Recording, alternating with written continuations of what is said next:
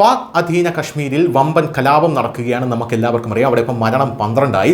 100-ലധികം പേർക്കാണ് പരിക്കേറ്റിരിക്കുന്നത്. പോലീസും സൈന്യവും അവിടെയുള്ള ജനങ്ങളും തമ്മിൽ ഏറ്റുമുട്ടിക്കൊണ്ടിരിക്കുകയാണ്. സൈന്യത്തെ അവർ തടവിലാക്കുന്ന കാഴ്ചയാണ് നമുക്ക് കാണാനായിട്ട് സാധിക്കുന്നത്.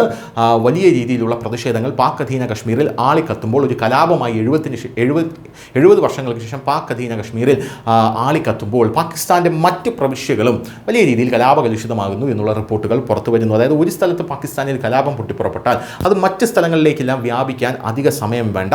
അതിനിടയിലാണ് BLA ഭരിക്കുന്ന ബലൂചിസ്ഥാനിൽ വലിയൊരു ആക്രമണം ഉണ്ടായത്, ഒരു സ്ഫോടനം ഉണ്ടായത്. ഈ സ്ഫോടനത്തിൽ 10 പേർ മരിക്കുകയും 30 പേർക്ക് പരിക്കേൽക്കുകയും ചെയ്യുന്ന സാഹചര്യം ഉണ്ടായി.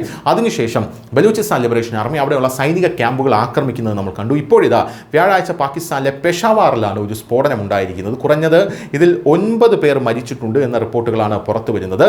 നിയമപാലകർക്ക് പരിക്കേൽക്കുകയും ചെയ്തുവെന്ന് പാകിസ്ഥാന്റെ ഡോൺ പത്രം റിപ്പോർട്ട് ചെയ്യുന്നു.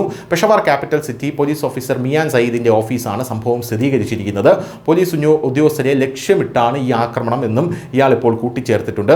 പോലീസ് മൊബൈലിന്റെ റൂട്ടിലാണ് സ്ഫോടനത്തിന് കാരണമായ ഉപകരണം സ്ഥാപിച്ചതെന്ന് പ്രാഥമികമായിട്ടുള്ള അന്വേഷണത്തിൽ ഇപ്പോൾ വ്യക്തമാകുന്നുണ്ട്.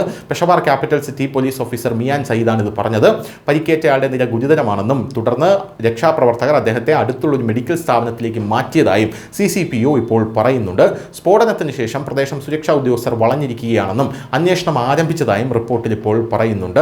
സംഭവസ്ഥലത്ത് നിയമപാലകർ അന്വേഷണം നടത്തുന്നുണ്ടെന്നും കേസിൽ തെളിവുകൾ ശേഖരിക്കുകയാണെന്നും senior superintendent of police officer Mashood Bangash ആണ് ഡോൺ പത്രത്തോട് ഇപ്പോൾ പറഞ്ഞിരിക്കുന്നത്. സെപ്റ്റംബർ 30 ബലൂചിസ്ഥാന്റെ തലസ്ഥാനമായിട്ടുള്ള ക്വറ്റയിലെ തിരക്കേറിയ ഒരു തെരുവിലുണ്ടായ ശക്തമായ സ്ഫോടനത്തിന്റെ അലയൊലികളാകാം ഇത് എന്നാണ് ഇപ്പോൾ നിരീക്ഷിക്കപ്പെടുന്നത്. News desk news India Malayalam.